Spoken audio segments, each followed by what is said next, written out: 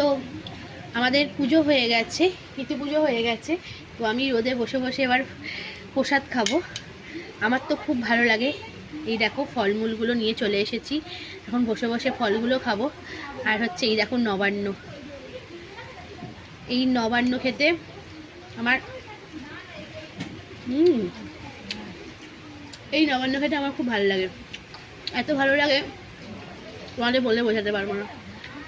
মানে আমার ফেভারিট, বুঝলে? আমার তো খুবই ভালো লাগে। 9 রকম নতুন নতুন ফল দিয়ে হয়, অনেকের বাড়িতে হয়, বাট আমার কিন্তু খুব ভালো লাগে।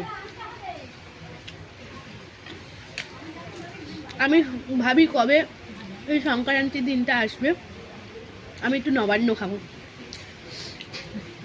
তো এই দেখো ফলগুলো এরকম ছোটো ছোটো করে কেটেছিলাম। তো তোমাদের বাড়িতে কাদের কাদের নবান্ন হয় এবং নবান্ন খেতে ভালো লাগে কমেন্ট করে জানিও গাইস। তো চলো আমি খেয়ে নিই।